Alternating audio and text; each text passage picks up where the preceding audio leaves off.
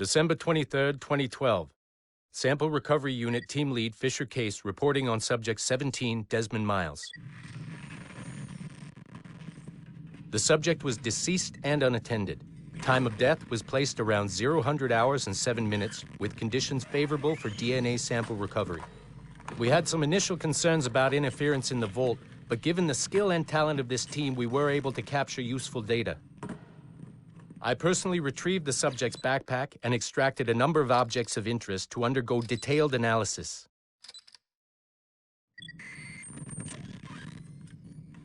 The subject displayed burns to the right hand, severe enough to fuse the bones, indicating some kind of spontaneous, intense burn trauma. Honestly, we've never seen anything like it before. Head, neck, and torso remained in good condition. I hand-selected recovery agents to retrieve fluid samples, blood and saliva. We then commenced material extraction and were able to preserve several exemplary samples. Data analysis and sequencing is already underway, and I'm told proceeding with exceptional ease. Thanks to the cloud database and the work of Abstergo Sample Recovery Unit 3, the legacy of Subject 17 will continue uninhibited as Sample 17.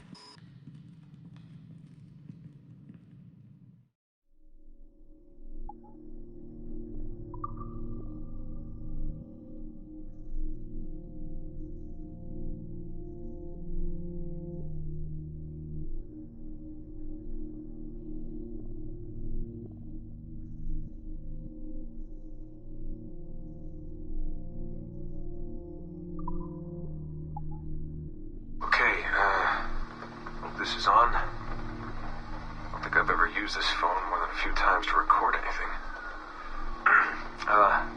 Hey, Dad. So, we're all here in New York at the motel. It's Queens, actually, in Astoria, near the NQ. Rebecca's off getting batteries for something. Sean's in his room doing whatever Sean does. And, you're out getting some food. Me? Well, I'm supposed to be getting ready to break into some offices in the financial district. Feels just like prepping for one of your old training drills, actually. 10 years go by, and then you show up, and it's like I was never gone, and we're right back to the ball busting and the conspiracies and the paranoia. Only this time, I believe you. I believe every word. You know, I don't even think you know the half of it. I don't think you know how much I've seen. How much I've learned in just a few weeks. Everything, really. I feel like I've lived 1,000 years, or 10,000 maybe. It's impossible to explain. But when you see that much of the world through the eyes of so many, you can't help but be sad. And to see all these incredible, intelligent people fight the same battles, make the same mistakes over and over again.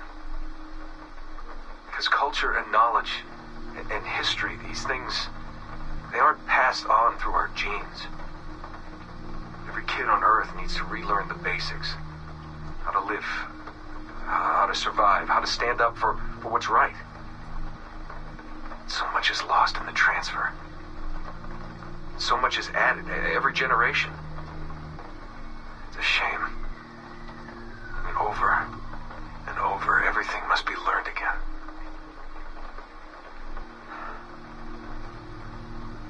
I met Clay, Dad. Clay Gesmerick, in the Animus.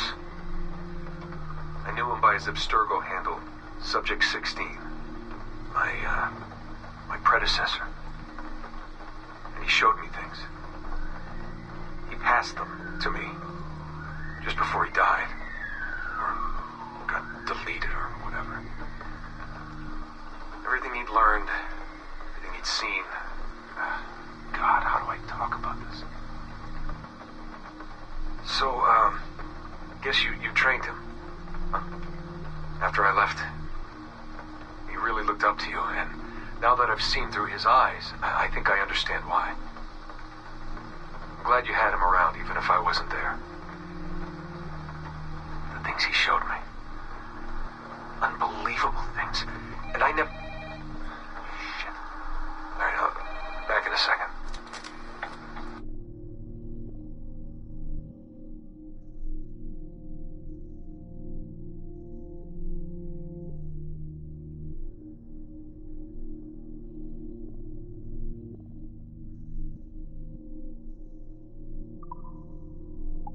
Okay, it's been a few weeks since the last recording. Sorry about that. Of course, I guess it's just a few seconds for you. I'll leap down the playlist. Anyway, I was talking about Clay. Kasmeric, subject 16. So, when I fell into a coma back in Italy and woke up in the Animus Black Room, it was, so calming. It felt like I had woken up into a dream, a haze, a dream where none of this mess had ever happened. Felt like I should just be getting ready for another day of pouring drinks at bad weather, and another day of complaining about being between girlfriends and wondering what the hell to do with myself. But when I saw Clay, just sitting there, it started to come back. Piece by piece, and when he told me about Lucy, fuck, it hurt. Realizing that I killed her without thinking or feeling anything. Not at the time, anyway. Well, then, things just kept piling on. There were more memories of Ezio and Altair and the first civilization. And then, right before he vanished, Clay passed on his memories to me. He showed me everything he had seen and lived through, and it was brief, but overwhelming. Not really sure how to explain. He saw glimpses of Adam and Eve and their escape from slavery.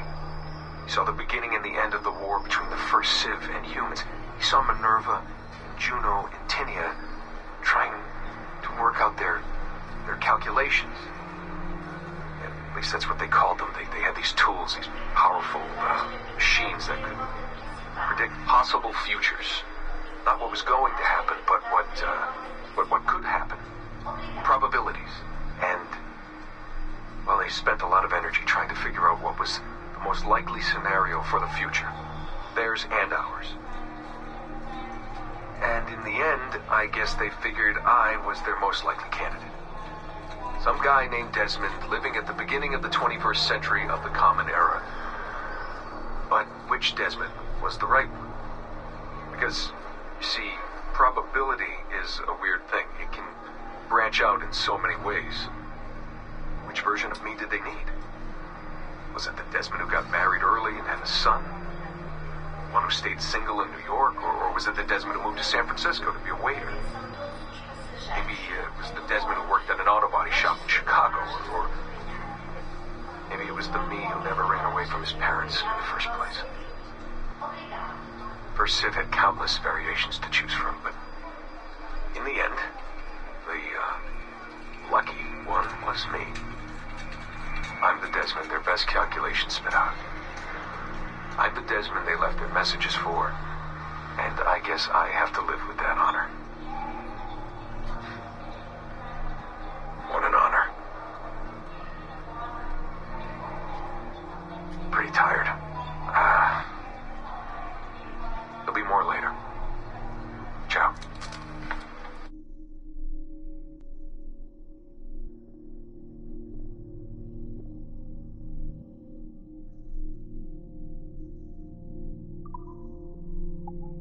Hey, Dad.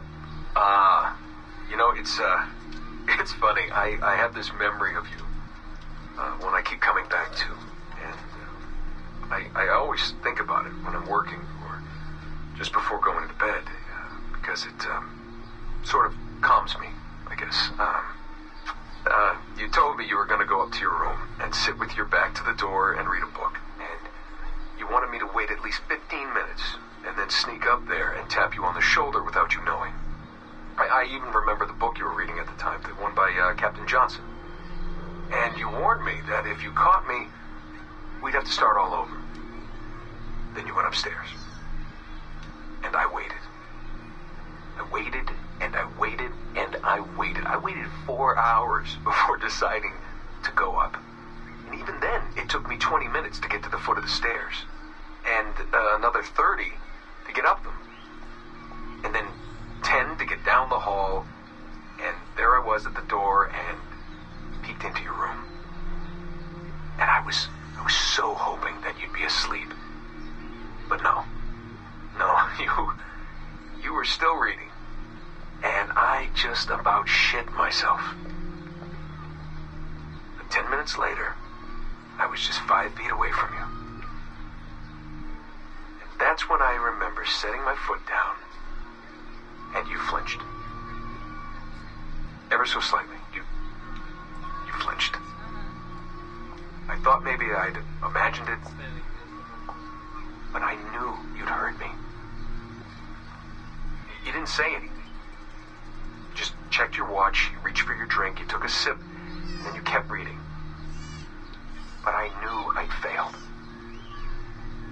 You didn't say anything. I didn't understand why.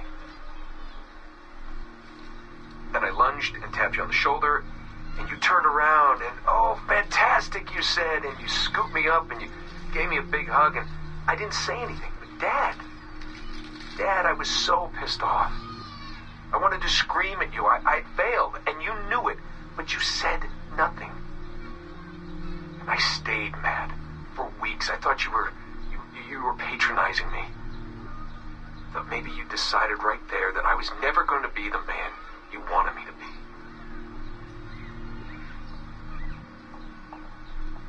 But I realized just a few years ago that you checking your watch, that was the clue, wasn't it?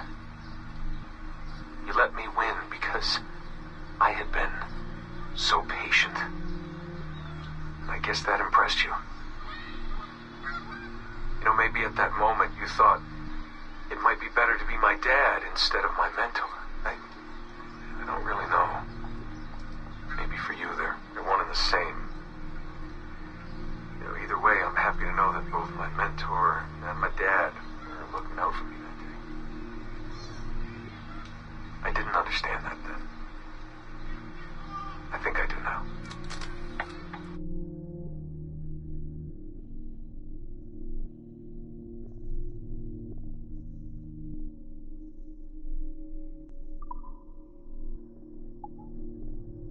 So, this will be a short one, Dad. Something to remember me by if things go south.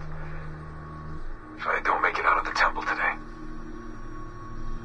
I've tried to be optimistic about all this, but I just can't. I think spending all this time at Connor's memories has made me anxious. I mean, his story is so painful in so many ways. Still, he never lost hope. Even when his faith in others eroded. I can only believe that what we are doing is the right thing, and that I can stop this disaster. I know this. I mean, the technology is there, waiting for us to use it. I'm the final piece of the puzzle. Something in my genes, or my memories. Some final piece of code to switch the whole thing on. That's why I'm here. That's why they brought me here. Only, I don't know what I'll have to give up in return. My sanity, my life, it's impossible to say. I do know this. Our battle with the Templars will not be over. And whatever's inside that temple is not an ending.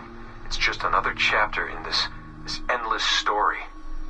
And it'll be your job, and Mom's, and Sean's, and Rebecca's, to keep turning the pages. You know, I keep thinking about something Orson Welles once said.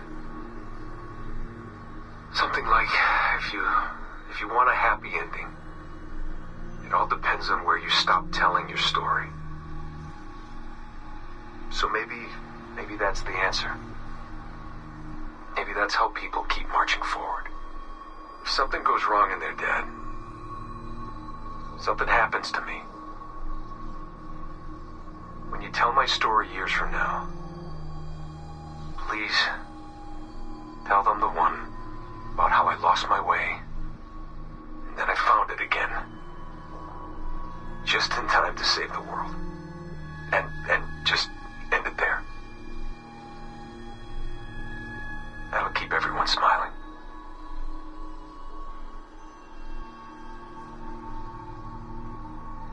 Goodbye, Dad.